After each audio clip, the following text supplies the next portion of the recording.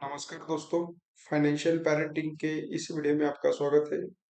आज के इस वीडियो में हम एक नया एबीसीडी सीखेंगे। जैसे बच्चा स्कूल में जाता है तो उसको A for apple, B for bat, C for cat, ऐसे एबीसीडी सिखाते हैं। उसमें कोई गलत बात भी नहीं है। लेकिन अगर बच्चों को फाइनेंशियली अवेयर करने का है तो अपने को फाइनेंशियल टर्म्स या फाइनेंशियल टर्मिनोलॉजी ये बचपन से उनको उनको धीरे धीरे सिखाना जरूरी है, ताकि जब भी ये चीजें उनको लाइफ में बाद में सुनाई पड़े तो उनके ऐसे ऐसे डर कॉम्प्लिकेटेड या कोई ऐसे डरने जैसी चीज नहीं लगनी चाहिए। जब भी हम अपना बैलेंस शीट देखते हैं या सीए के पास जाते हैं तो वो ऐसे ऐसे वर्ड्स यूज करते हैं जो अपने को समझ से बाहर जा रहते हैं, या अपने को लगता है कि ये बहुत सारे कॉम्प्लिकेटेड है। ऐसा क्यों होता है? क्योंकि हमने बचपन से फाइनेंशियल टर्म्स कभी पढ़े नहीं है या अंडरस्टैंड नहीं किए। तो अगर आपके बच्चों को आपको फाइनेंशियली अवेयर करने का है तो ये नया एबीसीडी उनको सिखाना स्टार्ट कीजिए। अगर आपका बच्चा एकदम छोटा है, 1-2 साल 5-6 साल का है, तो ये एबीसीडी आप यूज कर सकते हैं। बच्चे की उम्र अगर 10-12 है तो इस एबीसीडी में कुछ अलग वर्ड्स आप यूज कर सकते हैं। तो ए फॉर एप्पल के साथ बच्चों को सिखाना है, ए फॉर एसेट्स भी रहता है, ए फॉर अकाउंट भी रहता है। तो बैंक का अकाउंट हमको पता है, एसेट्स क्या है ये हमने लास्ट वीडियो में देखा है। बी से आप बच्चों को बिजनेस बता सकते हैं, बिजनेस क्या रहता है। बी से बैंक का स्पेलिंग लर्न कर सकते हैं। इस एबीसीडी में आपको सिर्फ ये करने का है कि बच्चों को उनकी स्पेलिंग लर्न करनी करके लेने का है। बच्चा फिर ऑटोमेटिकली आपको क्वेश्चन पूछेगा कि पापा ये बैंक क्या रहता है, बैंक में हम पैसे क्यों डालते हैं, क्या प्रोसेस रहता है, पैसे हम कैसे निकालते हैं। तो ऑटोमेटिकली उनकी क्यूरोसिटी फाइनेंशियल फील्ड में बढ़ेगी और उनका फाइनेंशियल अवेयरनेस बढ़ जाएगा। अगर बी से आप उनको बिजनेस का स्पेलिंग लर्न करते तो बिजनेस क्या रहता है, उसमें पैसे कहाँ से आते हैं, बच्चे की क्यूरियोसिटी आपको बहुत सारे questions पूछेंगी।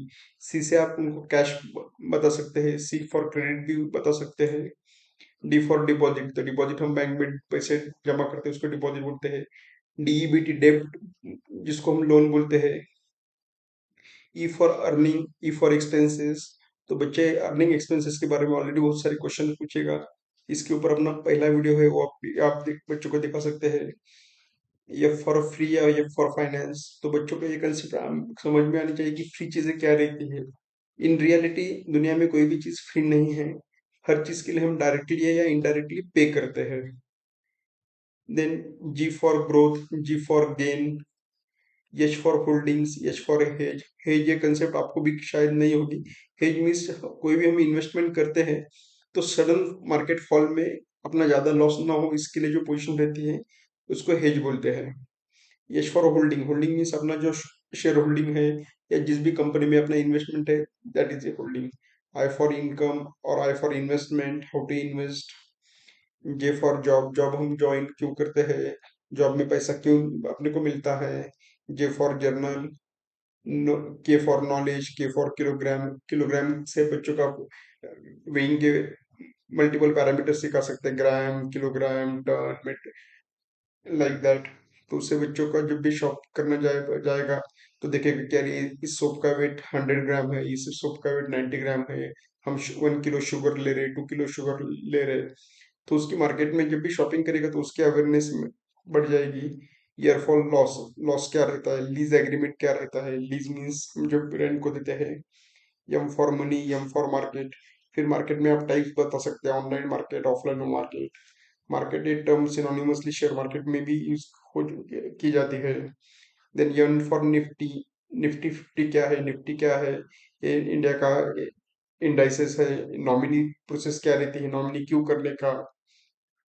O for offer, O for ownership, P for price, P for profit. इस प्रकार से आप आपके बच्चों के एज के हिसाब से, उनकी अंडरस्टैंडिंग की कॉम्प्लेक्सिटी के हिसाब से अलग अलग टाइप की एबीसीडी आप बना सकते हैं।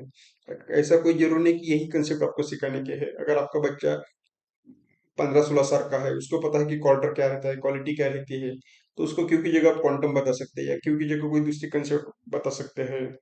R for rupee, R for weeks, S for Sensex और S for supply. T for trade, T for tax, U for unit, U for up और down. Then V for value, also volatility क्या रहती है ये भी आप बच्चों को सिखा सकते हैं। वेज क्या रहता है, वर्क क्या रहता है, X for xerox, Y for yield या इन किस कंट्री क्या करेंसी है। जेड फॉर जीरो या जेड फॉर जीरोदा, जीरोदा आजकल बहुत फेमस प्लेटफॉर्म है।